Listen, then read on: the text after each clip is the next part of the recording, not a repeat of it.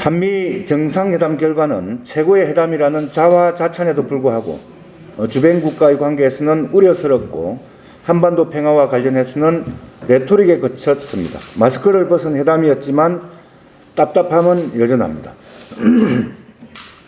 판문점 선언과 싱가포르 공동성명 등 남북과 북미 합의에 기초한 외교와 대화가 한반도 비핵화와 항구적 평화 정착을 이루는데 필수적이라는 원칙은 확인했지만 북한을 대화로 이끄는 적극적이고 구체적 행동 계획은 제시되지 않았습니다.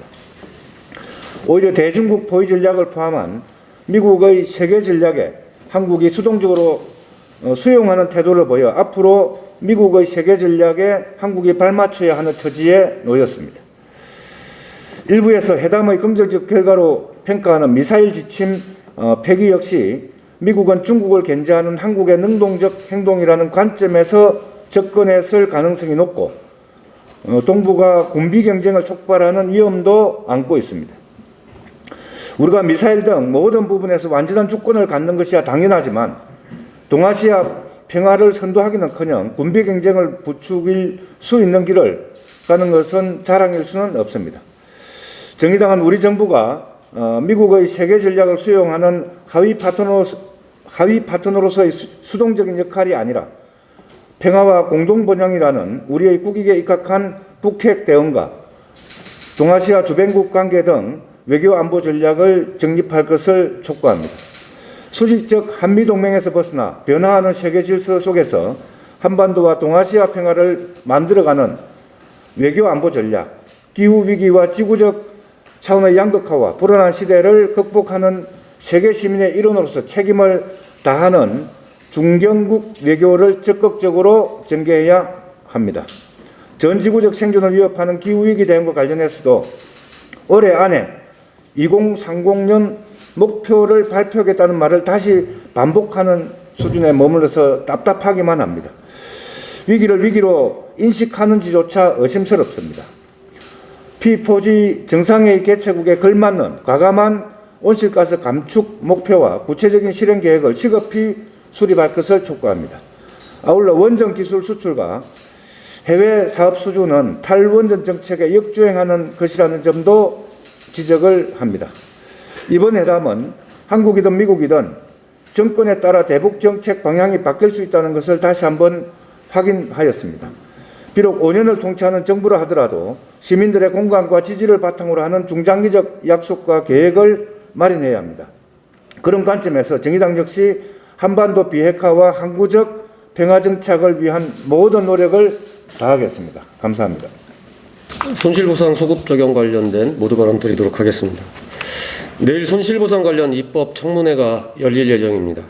시간 끌기용 유명무실한 입법 청문회가 아니라 소급 적용을 반드시 포함한 손실보상법 통과를 위한 실효적인 청문회가 되어야 할 것입니다. 거리두기 등 행정명령이 또다시 3주 연장되었습니다. 3주 동안 자영업자, 소상공인들은 영업시간은 줄이고 값비싼 임대료 등 고정 지출은 감당해야 되고 5인 이상의 손님은 밟지 못할 것입니다. 결국 지금도 눈덩이처럼 불어나 있는 손실은 더욱더 쌓여만 갈 것입니다. 죽지 못해 살고 있다는 자영업자 소상공인들의 절규와 하루하루 그야말로 버티고 있는 절박함이 온 거리에 울려 퍼지고 있습니다. 그런데 이 1분 1초가 아까운 시간들이 몇 달째 허송세월처럼 흘러가고 있습니다. 더불어민주당도 국민의힘도 서로 민생을 위해 사력을 다하고 있다고 외치고 있습니다. 정부의 행정명령으로 인해 피해 입은 자영업자, 소상공인들의 손실을 보상해 주자는 의의에 그 누구도 말로는 반대하고 있지 않은데 어떻게 법은 몇 달째 법안 소위조차 통과하고 있지 못하고 있는 겁니까? 정치권 모두가 자성해야 할 일입니다. 다음 주면 6월입니다. 국회만 결단하면 됩니다. 손실보상법 시행에 대한 재정 추계도 2달째 제출하지 않고 있다가 이번 주에야 파악이 가능하다는 정부를 핑계 삼을 수는 없습니다. 정부도 모자라 국회까지 무책임하게 민생을 외면해서는 안 됩니다. 지난주에 입법조사처에서도 프랑스의 연대기금법을 바탕으로 한 손실보상 제도를 소개하면서 자영업자에게 실질적인 지원이 제대로 이루어지지 않는 것은 사회가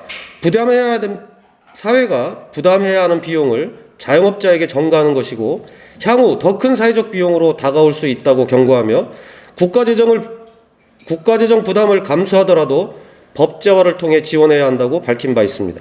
이제 남은 건 정부 여당의 결단뿐입니다. 5월 중 손실보상법 처리를 위해서는 이번 주 내로 모든 논의가 마무리되어야 합니다. 입법 청문회를 면피용으로 삼고 논의를 또다시 지지부진하게 끌고 가는 주체가 있다면 벼랑 끝에 내몰려 있는 민심의 칼날이 어떤 심판을 내릴지 불을 보듯 뻔할 것입니다. 이상입니다. 탈원전하겠다던 정부가 외국에 원전을 수출하겠다고 하고 국내의 석탄 화력 발전소는 더 이상 짓지 않겠다면서 외국의 석탄 화력 발전소 건설에는 적극적으로 참여하고 있습니다. 이건 무슨 조선모사 기만입니까? 문재인 대통령의 탈원전, 기후위기 극복 약속은 퍼포먼스에 불과했습니다. 친환경 정부인 양 내로남불하며 다음 세대의 미래를 두고 도박하는 문재인 정부는 명실상부한 기후악당 정부입니다. 22일 한미 정상회담 결과에는 한국과 미국이 협력해 해외 원전 시장에 진출한다는 계획이 포함됐습니다. 원전 재난 영화를 관람한 뒤 눈물을 흘리며 원전 근처에 사는 것은 머리맡에 언제 터질지 모르는 폭탄 하나를 두고 사는 것과 같다고 말하고 탈원전 대한민국으로 나아가겠다던 문재인 대통령은 어디로 갔습니까? 공약이었던 신고리 5, 6호기 폐쇄 약속을 뒤집은 것으로 모자라 이제는 원전 해외 수출까지 적극적으로 하겠다니 원전이 국내에 있으면 위험하고 해외에 있으면 위험하지 않습니까? 오늘 전국 모든 지자체는 2050 탄소 중립 달성 선언식을 가진다고 합니다. 정부 역시 2050 탄소 중립을 선언한 바 있습니다. 국내 7기, 해외 3기의 석탄 화력 발전소를 건설 투자하면서 앞으로는 석탄 화력 발전소를 짓지 않겠다 약속하는 현 정부는 그린을 외피로만 활용하고 있을 뿐입니다. 그레타 툰베리의 말을 되돌려드리고 싶습니다. 그린을 구호처럼 앞세우고 있는 정부와 정치인을 경계해야 합니다. 현재까지 문재인 정부의 2030 온실가스 감축 목표는 박근혜 정부 때와 달라진 것이 없습니다. 이런 정부는 오는 30일부터 열리는 녹색 성장과 글로벌 목표 2030을 위한 연대 정상회의에 가서 자화자찬하고 탄소 중립을 운운한 자격이 없음을 똑똑히 경고합니다. 네, 부대표 송치영입니다. 평택항 산재 사고로 사망한 고 이선호 청년 노동자의 빈소가 마련된 지 한 달이 지나갔습니다. 너무나 썰렁했던 장례식장은 국민의 관심을 받으며 대통령과 장관들 그리고 수많은 국회의원들과 정치인 그리고 고위 공무원들의 조문으로 이어졌었습니다. 고 이선호 산재 사망사고 시민대책위원회는 한 달이면 장례를 치를 수 있지 않을까 예상을 했었는데 벌써 한 달이 지나갔지만 유족의 요구사항 중 아무것도 해결되지 않고 있습니다. 지난 한 달 동안 전국 곳곳에서 산재로 인한 사망사고는 끊이지 않고 발생해 왔으며 어제는 해양수산부가 전국 5대양 특별 관리하는 와중입니다. 부산항에서 또 한 명의 30대 노동자가 지게차 바퀴에 깔려 숨졌습니다. 이선호 군의 영정 앞에서 한 약속과 다짐이 모두 허언이 되고 있어 분노와 허탈감을 감출 수가 없습니다. 국민 여러분, 우리는 이렇게 한 명 한 명 노동자를 죽여가며 경제 회복을 독려하고 수출 기록 경신을 자랑하며 살아야 하는 것이 맞습니까? 단 한 명의 생명도 소중히 여기는 대한민국을 만들겠다고 하지 않았습니까? 유족에게 이제 장례를 치르자고 말씀드릴 자신이 없습니다. 아무 일 없는 듯 너무나 바쁘게 돌아가는 이 세상을 잠시 멈추게 하고 싶습니다. 이제라도 이 죽음의 행렬을 멈춰야 하지 않겠습니까? 기업의 경영자는 모든 전국 사업장에서 위험 요소가 없는지 다시 살피고 안전장치를 확실하게 마련하고 관리해 주십시오. 전국의 모든 산재 관련 현장을 지도 감독하는 공무원은 적극 행정에 비상한 각오로 임하고 법 위반자를 엄벌해 주시기 바랍니다. 국회는 사람을 살릴 수 있는 법을 제정해 주시고 정부 관료와 지식인들은 우리나라의 반생명적 사회구조와 산업구조 문제를 해결할 방안을 만들어 주십시오. 얼마나 더 일하다 사람이 죽어야 합니까? 사람 사는 세상, 함께 사는 세상을 만들자던 우리의 약속을 언제까지 미뤄야 하겠습니까? 세종시 장애인 특별교통수단 누리콜 운전노동자가 무기한 당신 논성을 시작했습니다. 오늘이 5일째입니다. 2020년 9월부터 세종시 누리콜 장애인 이동권 확보와 공공성 확보를 위한 투쟁이 시작되었습니다. 10년 넘게 세종시가 민간 위탁으로 운영하던 누리콜을 공공기관에서 직접 운영하여 그 책임을 다하라는 요구였습니다. 세종시 누리콜 이용 장애인과 운전 노동자들은 장애인 이동권 보장과 운전 노동자의 노동권 보장을 위해 세종시를 향해 누리콜 공공성 보장을 요구해온 것입니다.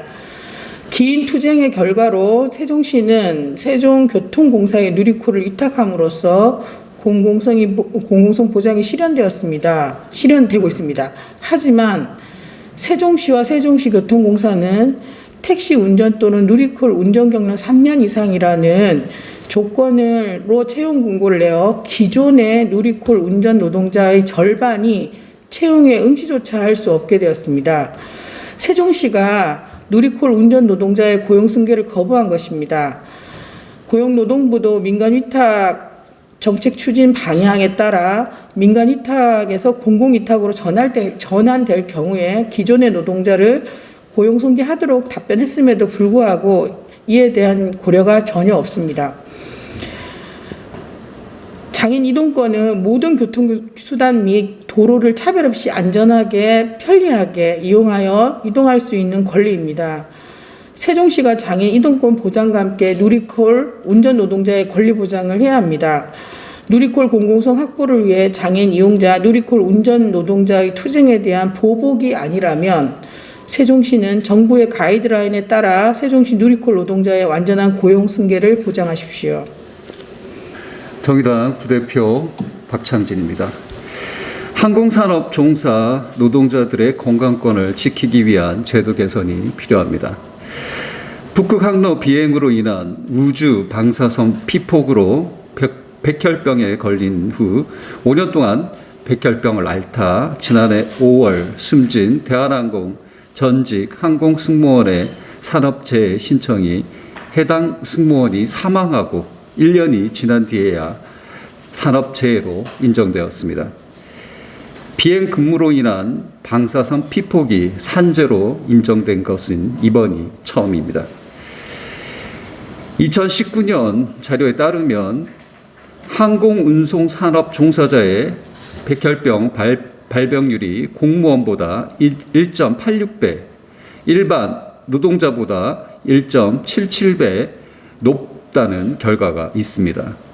여성 항공운송산업 종사자는 전체 암 발병률에서도 공무원보다 2.27배, 일반 노동자보다 2.09배 높았습니다. 한 분이 돌아가시고 나서야 방사능 관련 산재가 인정되었지만 이제라도 정부 당국은 적극적인 자세로 항공 승무원과 조종사들의 방사선 피폭 문제에 대한 전수조사에 나서야 할 것입니다. 아울러 항공 승무원과 조종사에 대한 일괄된 방사선 피폭량 관리의 필요성이 있습니다. 이를 위해 방사선 피폭량과 관련된 건강검진 진단을 의무화하는 법 제도화에 정치권도 나서주길 바랍니다. 이상입니다. 네, 부대표 박인숙입니다. 빠른 백신 접종을 위한 과감한 인센티브 정책을 촉구하는 내용으로 요약 말씀드리겠습니다. 대통령의 미국 방문의 주요 의제 중에 하나가 백신 수급에 관한 것이었습니다. 그러나 아직까지 충분히 백신을 수급하고 있지는 못한 것으로 파악됩니다. 60에서 70세 고령자 예약률은 55% 정도로 집계되었습니다. 선진국의 90% 수준보다 한참 떨어집니다. 만 18세 이상 설문조사에서는 19.6%가 예방접종을 받을 의향이 없다는 결과도 나와 있고, 오늘 아침 조사 발표에서는 여전히 22.7%가 접종을 꺼려하고 있습니다. 백신 접종률을 높이기 위한 가감한 인센티브가 필요합니다. 모 은행에서는 접종 시에 최소 2일에서 3일의 휴가를 보장하고 있습니다. 기업의 적극적인 노력도 필요하지만 기본적으로 정부 차원에서 가감한 인센티브 정책이 추진되어야 합니다. 노쇼를 방지하고 활용할 수 있는 계획도 병행되어야 합니다.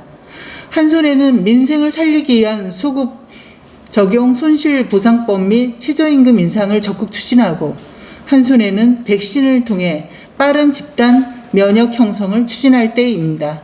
이상입니다.